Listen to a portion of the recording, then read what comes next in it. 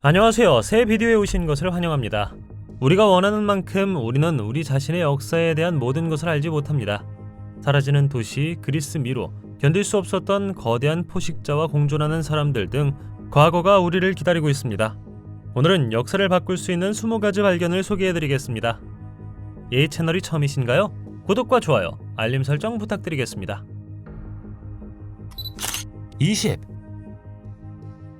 이라크의 고대 키시에서 발견된 흥미로운 발견은 시바테리움이라는 신비한 생물에 대한 의문을 불러일으켰습니다. 이 멸종된 생물은 한때 인도 아대륙과 아프리카를 배회했으며 수백만 년 전에 사라진 것으로 여겨집니다. 그러나 최근 증거에 따르면 비교적 최근까지 멸종되지 않았을 수 있습니다. 사하라 사막과 인도 중부의 눈에 띄는 암벽화는 아마도 8,000년 전에 시바테리움과 유사한 이미지를 묘사하고 있습니다. 고대 키시에서 발견된 흥미로운 발견은 이 선사시대 동물에 더 많은 미스터리를 더했습니다. 고고학자들은 그곳에서 기원전 3,500년경으로 거슬러 올라가는 부리고삐 고리를 발견했습니다. 일반적으로 이러한 고리는 말과 같은 초한 동물을 묘사하지만 이 반지는 시바테리움을 닮은 뿔 동물을 보여줍니다. 눈 위에 작은 뿔이 있는 이중뿔도 멸종된 생물과 매우 흡사합니다. 시바테리움과 매우 흡사한 눈 위에 눈에 띄는 뿔 덕분에 연구자들은 더 많은 정보를 발견할 수 있었습니다. 이것은 이 동물이 우리가 처음에 생각했던 것보다 더 오래 살았다는 것을 의미할 것입니다. 19. 잉글랜드 위건의 어폴랜드 깊숙이 숨겨져 있으며 지역 주민들이 조심스럽게 지키고 있는 신비한 용의 눈 동굴이 있습니다. 이 숨겨진 보물은 동굴 바닥에 있는 작은 구멍을 통해서만 접근할 수 있는데 이 구멍은 적절하게 창이라고 불립니다. 이 동굴의 위치는 잘 지켜진 비밀로 남아있으며 선별된 모험가 그룹과 동굴의 수호자 역할을 하는 경계심 많은 주민들만이 공유합니다. 동굴의 중심에는 탐험가들을 위한 매혹적인 광경인 숨막히는 용의 눈이 기다리고 있습니다. 이 놀라운 지층은 자연의 경이로움으로 변모한 고대 광산 갱도에서 비롯된 것으로 여겨집니다. 동굴 내부의 바위에 있는 패턴은 J.R.R. 톨킨의 소설에서 바로 튀어나온 것과 유사한 구형 구조를 만드는 데 도움이 되었습니다. 이 환상은 빛과 카메라 각도의 영리한 상호작용으로 만들어져 마치 신비한 용의 눈이 당신을 내려다보고 있는 것처럼 보입니다. 이 놀라운 전망 지점에 도달하려면 모험가들은 동물 바닥의 창문을 통해 기동해야 하며 이때 등반과 하강이 필요합니다. 18. 바위의 테피스트리는 1066년 프랑스 북부의 노르만족이 잉글랜드를 침략하고 정복한 것을 기록한 중세 예술작품입니다. 테피스트리를 만든 목적은 불확실하지만 1070년대로 추정되며 영국 캔터베리에서 영국 자수가에 의해 제작되었을 수도 있습니다. 대부분의 학자들은 정복자 윌리엄의 이복 형제인 바이웨의 오도 주교가 의뢰했다고 믿습니다. 이 테피스트리는 바이웨 대성당에 전시하기 위한 것이었을 가능성이 높으며 아마도 1077년 7월에 봉헌된 것을 기념하기 위한 것일 수 있습니다. 이름에서 알 수 있듯 바위의 테피스트리는 직조되지 않고 베이지색 리넨 천에 세심하게 수놓은 58개의 장면으로 구성되어 있습니다. 높이가 약 50cm이고 길이가 68m인 이 테피스트리는 1066년 10월 14일에 유명한 헤이스팅스 전투로 이어지는 일련의 사건을 묘사합니다. 장면에는 전투, 장례식, 대관식, 두 번의 잔치, 조선, 영국 해협을 건너는 함대, 두 왕의 죽음, 노르만 기병대, 잉글랜드 보병 및 전장에서의 수많은 시체가 포함됩니다. 바위의 테피스트리는 오랫동안 바위의 대성당과 관련이 있었지만 일부 학자들은 궁전과 같은 세속적인 맥락에 더 잘 맞을 수 있다고 제안합니다. 17. 인간과 공룡이 나란히 공존한다? 언뜻 보기에 이것은 불가능해 보이는데 왜냐하면 인간의 진화는 공룡의 진화보다 훨씬 늦게 일어났기 때문입니다. 그러나 최근의 연구가 인간, 개, 박쥐를 포함한 태반 포유류가 실제로 백악기에 기원했으며 공룡과 함께 잠시 살았다는 것을 시사한다고 말하면 어떨까요? 이러한 발견은 공룡이 지구에 언제 나타났는지, 공룡의 멸종 이전이었는지 이후인지에 대한 의문을 제기했기 때문에 과학자들을 자극했습니다. 태반을 가진 포유류의 화석은 이전에 6,600만 년 미만의 암석층에서만 발견되었는데 이는 지구를 변화시킨 소행성의 대격변 충격에 해당합니다. 그러나 화석에 대한 신중한 분석을 통해 연구자들은 이제 태반 포유류가 백악기, 고생물 경계로 알려진 대량 멸종 이전에 실제로 존재했음을 확인했습니다. 흥미롭게도 이 연구는 이 포유류들이 소행성 충돌로 공룡들이 멸종된 후에야 진정으로 번성하고 다양해졌다는 것을 보여줍니다. 이것은 공룡이 없었기 때문에 태반을 가진 포유류가 번성하고 진화할 수 있었다는 것을 시사합니다. 16. 신약 성경의 구체적인 골격 유적이나 신체적 묘사가 없는 초기의 예수 묘사는 주로 작가의 상상력과 당시의 기준의 결과였습니다. 턱수염을 기른 예수의 상징적 이미지는 서기 400년경에만 등장했는데 아마도 그의 지혜를 상징하기 위해 그 당시의 철학자들이 종종 수염으로 묘사되었기 때문일 것입니다. 중세 유럽 예술은 종종 갈색 머리와 하얀 피부로 예수를 묘사했으며 이러한 묘사는 레오나르도 다빈치의 최후의 만찬과 같은 유명한 작품과 함께 이탈리아 르네상스 시대에 더욱 두드러졌습니다.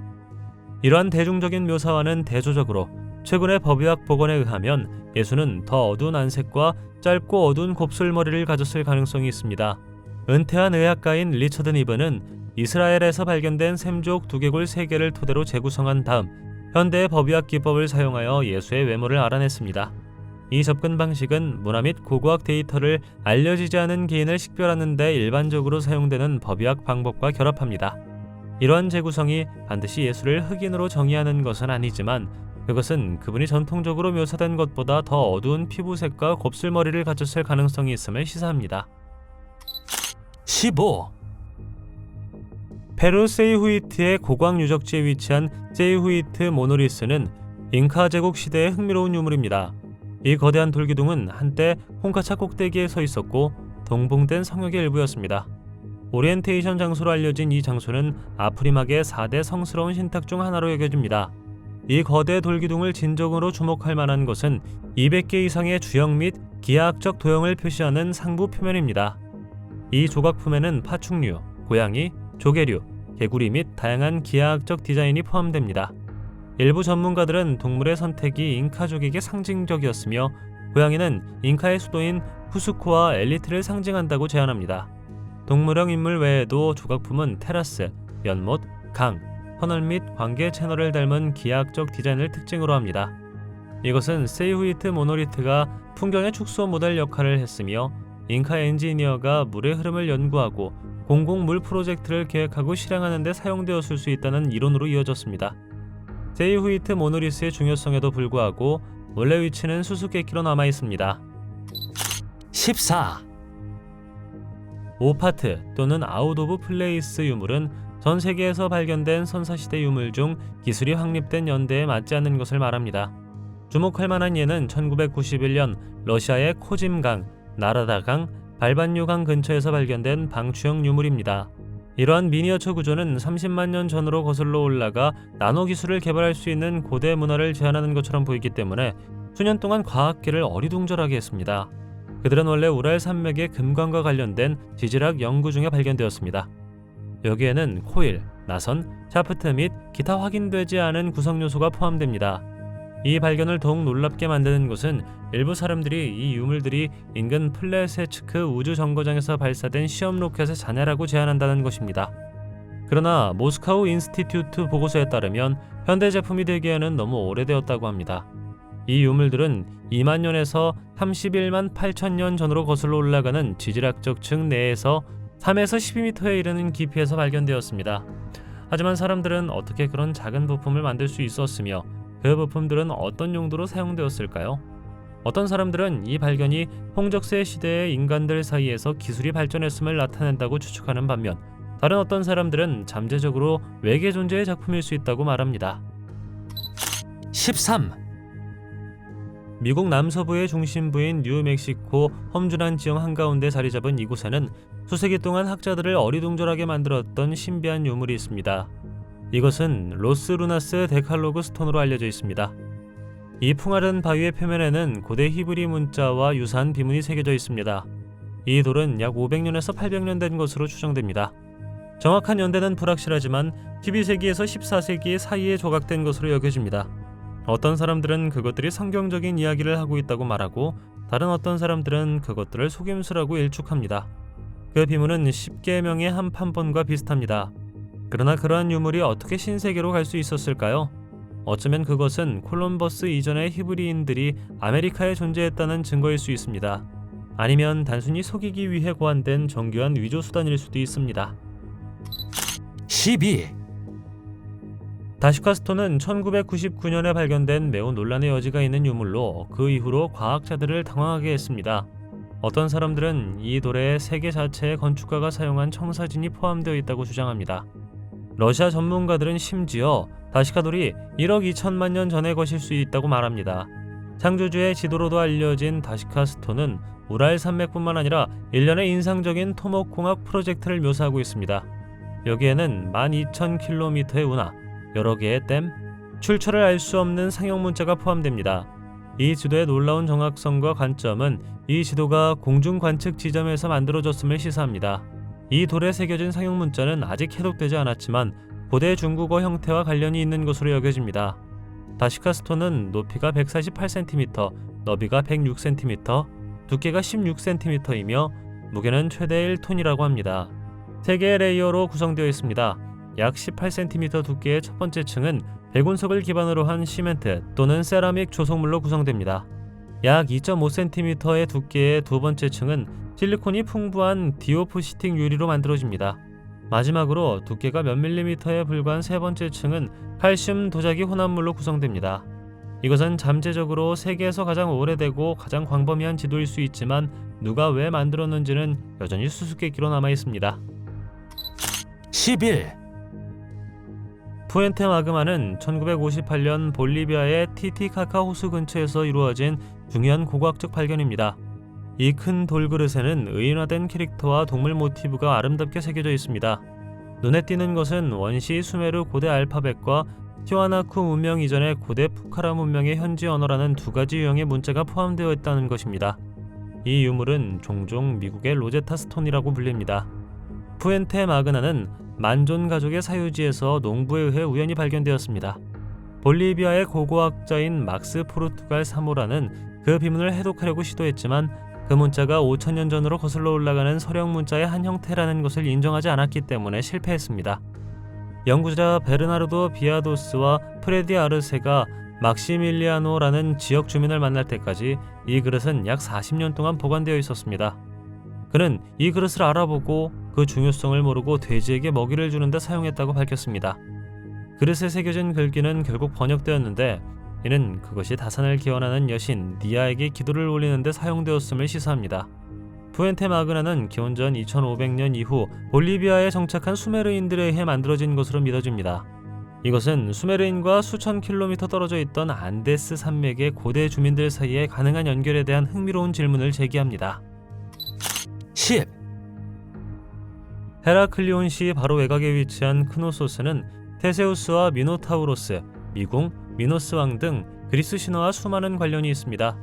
미노아 문명에 대한 우리의 지식이 제한적인 한 가지 이유는 크레타 섬의 크노소스와 다른 청동기 시대 유적지의 파괴와 그에 따른 재건 때문입니다. 크노소스 자체는 적어도 2번 파괴되고 재건되었으며 궁전도 재건되었습니다. 화재로 최종적으로 파괴된 후 도시는 버려졌고 결국 잊혀졌습니다. 1878년이 되어서야 아서 에반스 경이 크노소스를 재발견했습니다. 일부 버전에 따르면 궁전 자체는 미로였으며 아서 에반스가 발굴 중에 뒷받침한 결론이었습니다. 다른 이야기에 따르면 미로는 궁전 아래에 있었다고 합니다. 미노스 왕은 유명한 건축가이자 발명가인 다에달로스를 고용하여 궁전에 들어가는 사람은 누구나 안내 없이 절망적으로 길을 잃을 수 있도록 궁전을 설계했습니다. 다에달로스가 미로의 비밀을 누설할지도 모른다고 생각한 미노스 왕은 다에달로스와 그의 아들 이카루스를 탑에 가두었습니다. 그러나 그들은 제 깃털과 왁스로 날개를 만들어 탑에서 탈출했습니다. 불행히도 이카루스는 태양에 너무 가까이 날아가 왁스가 녹고 그가 곤두박질 쳐 죽었다고 합니다. 9. 2018년 1800에서 1803년 보댕 원정대가 남긴 과학 장비를 찾던 호주 영화 제작자들은 서우주의 외딴 곳에서 놀라운 발견을 했습니다. 나폴레옹 탐험의 흔적을 찾는 대신 그들은 무게가 15cm, 1kg이 조금 넘는 청동 불상을 발굴했습니다. 전문가들은 이 불상이 수세기 전인 명나라 시대에 중국에서 만들어졌을 가능성이 있다고 생각합니다. 프랑스의 호주 탐험에 관한 다큐멘터리를 제작할 준비를 하던 호주 영화 제작자들은 금속 탐지기를 통해 그 지역을 수색했습니다. 전문가들은 서우주에 불상이 있는 것에 대해 2가지 가능한 설명을 제시했습니다. 가장 흥미로운 설명은 1421년 명나라의 보물 항해 중에 도착했을 수 있다는 것입니다. 이 이론은 중국인들이 1616년 네덜란드 탐험가 디르크 하르토그가 상륙하기 거의 200년 전에 이 지역을 방문했음을 시사합니다. 또 다른 가능성은 이 동상이 1870년대 이후 150년 정도 지나 중국인들이 호주 북서부 해안에 들어왔다는 것입니다. 8, 2017년 호주 북서부에서 세계에서 가장 큰 공룡 발자국이 발견되었는데 길이는 거의 1.75m에 달합니다. 이 발자국은 목이 긴 초식 공룡인 용광류의 것으로 볼리비아에서 발견된 육식 공룡의 1.15m 길이의 발자국이라는 이전 기록을 능가했습니다. 이 놀라운 발견은 댐피어 반도에서 총 21개의 서로 다른 공룡 발자국이 발견되었으며 그중 일부는 1억 4천만 년 전으로 거슬러 올라가는 전례 없는 발견의 일부입니다. 이 발견은 지금까지 기록된 가장 다양한 공룡 발자국 동물군으로 간주됩니다. 한반도의 이상적인 조건은 이러한 트랙의 생성과 보존을 가능하게 하여 발견을 진정으로 장관으로 만들었습니다. 수석 연구원인 스티브 솔즈베리 박사에 따르면 1억 3천만 년 전으로 시간을 거슬러 올라가는 사람은 이 해안선을 따라 여러 종의 공룡을 보았을 것이라고 합니다. 거대한 용광류 발자국 외에도 이 발견은 호주에서 스테고사우루스에 대한 최초의 확인된 증거를 제공한다는 점에서 매우 중요합니다. 7, 미틀라는 멕시코 오악사카에 위치한 고광 유적지로 다양한 건물을 장식하는 독특한 모자이크로 유명합니다. 이 장소는 자포텍스와 믹스텍스를 포함한 다양한 콜럼버스 이전 문화에서 사용된 흥미로운 역사를 가지고 있습니다. 미틀라의 원래 기능은 나우아틀에서 죽은 자의 장소 또는 지하세계를 의미하는 미틀란과 자포텍에서 휴식처를 의미하는 료바라는 이름에서 알 수 있듯 매장지로 여겨집니다. 이 장소에 눈에 띄는 유적은 서기 200년에서 900년 사이로 거슬러 올라가며 그 당시에는 자포텍의 통치하에 있었습니다. 로마의 테세라 기반 모자이크와 달리 미틀라의 모자이크는 투각세공이라고 하는 패널에 상감된 돌로 다른 조각을 사용하여 만들어졌습니다. 이 모자이크는 그리스, 로마, 이집트와 같은 고대 문명에서 볼 수 있는 것과 유사한 계단식 디자인이 특징입니다. 미틀라 모자이크에서 발견된 새겨진 기호는 연구자들 사이에서 추측을 불러일으켰으며 일부 사람들은 이러한 기호에 아직 해독되지 않은 암호화된 언어가 포함되어 있을 수 있다고 말합니다. 6, 페루 안데스 산맥의 티티카카 호수 근처에는 푸에르타 데 하유마르카 또는 신의 문으로도 알려진 아라무 무루가 있습니다.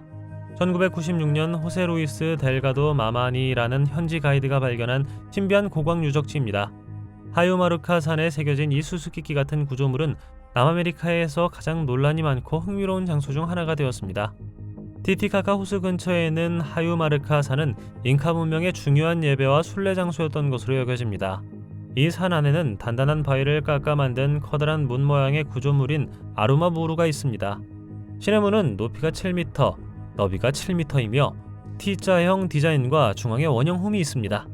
어떤 사람들은 그 휴해가 의식이나 천문학적 목적으로 사용되었을 것이라고 추측합니다.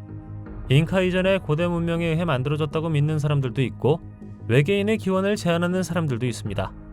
토착 전설에 따르면 과거의 영웅들은 이 문을 통해 신을 만나고 불멸을 얻고 그들과 함께 살았다고 합니다.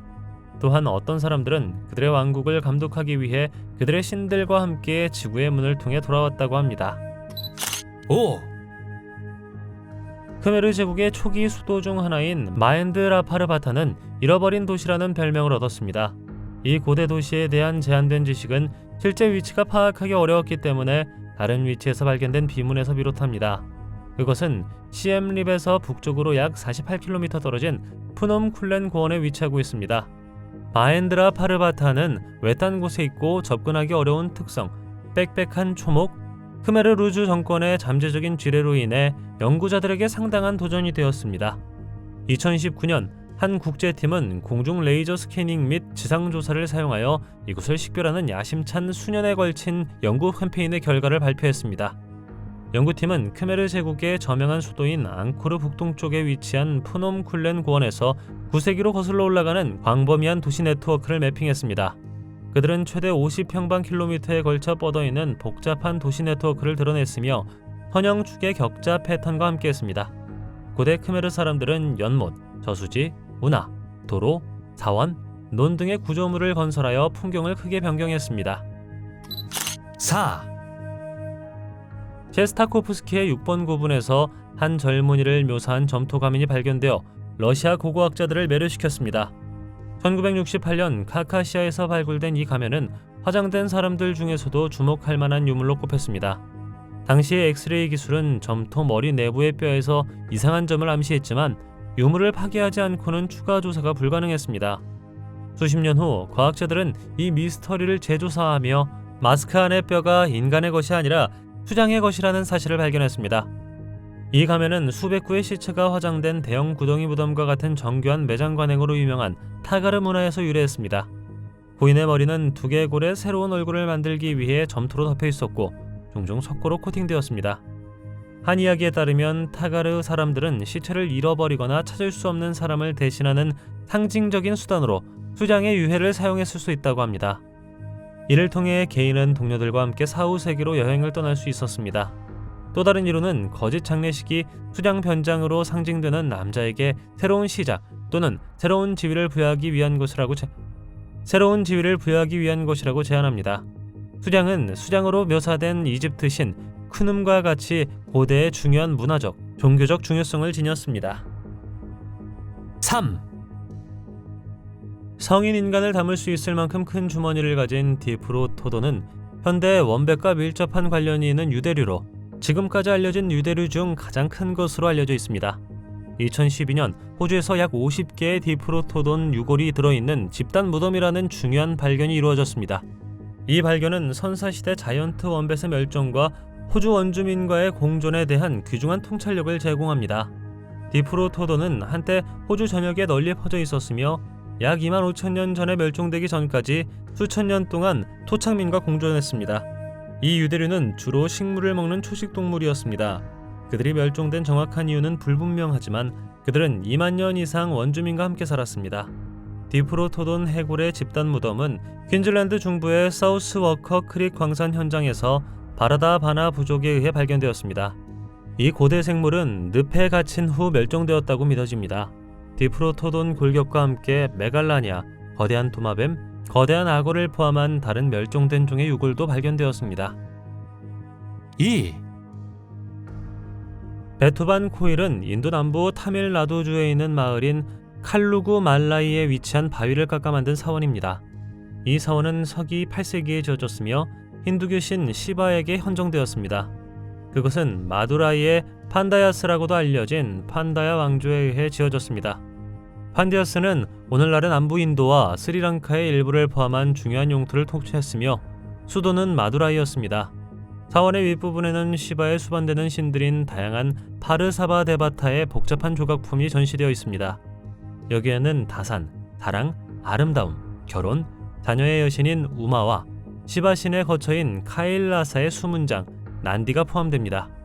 그러면 이 성전은 어떻게 생겨났을까요? 전설에 따르면 베투반 코일의 건설은 숙련된 조각가인 아버지와 아들 사이의 경쟁에서 비롯되었다고 합니다. 아버지는 베투반 코일을 지었고 아들은 무르간을 위한 신전을 지었습니다. 아들은 베투반 코일이 결코 완성되지 않을 것이라고 주장하며 아버지를 조롱했습니다. 격분한 아버지는 아들을 살해했고 슬픔에 잠긴 나머지 성전을 버리고 미완성 상태로 남겨두었습니다. 전설의 또 다른 버전은 아버지가 아들에게 무역기술을 전수하려고 노력했다는 것을 시사합니다. 아들이 아버지의 명령을 어기고 내실 안에서 조각을 하기 시작하자 아들은 아버지의 손에 죽고 말았습니다. 1. 스코틀랜드 웨스트 덤바턴셔에 위치한 코크노스톤은 복잡한 컵과 반지 표시가 있는 고광 유적지입니다. 1887년에 발견된 이 건물은 유럽에서 청동기 시대의 암각화의 가장 훌륭한 예로 간주됩니다. 여기에는 기원전 3000년 전으로 거슬러 올라가는 컵과 반지 자국을 포함하여 90개 이상의 컵 자국이 조각되어 있습니다. 1960년대 반복되는 기물 파손 행위와 사람들이 코크노스톤을 걷는 것으로 인해 고고학자들은 1964년에 그것을 묻기로 결정했습니다. 그 돌은 이후로 지하에 남아 있었고 지금은 초목으로 덮여 있으며 나무로 둘러싸여 있습니다. 한편 이 스톤에 새겨진 조각의 원래 의미는 상실되었습니다. 어떤 사람들은 표시가 고대 문자 형식을 형성했다고 제안하는 반면 또 다른 어떤 사람들은 종교적 또는 영적 중요성, 경계 표시, 별지도 또는 단순한 장식 요소를 제안합니다. 케언즈, 고분, 입석, 돌원 근처에 조각품이 있다는 것은 매장 관습, 조상에 대한 믿음 및 사후 세계와 관련이 있을 수 있음을 시사합니다. 더욱이 주변 풍경을 중단 없이 볼 수 있도록 암석이 많은 노드에 돌을 전략적으로 배치한 것은 가능한 의식 또는 종교적 중요성을 암시합니다. 어떤 발견이 가장 놀라웠나요? 댓글로 알려주십시오. 동영상이 마음에 들면 좋아요 부탁드리겠습니다. 저희가 만든 더 많은 동영상을 보고 싶으시다면 화면에서 하나를 클릭하거나 채널을 살펴보세요. 시청해주셔서 감사드리며 다음에 뵙겠습니다.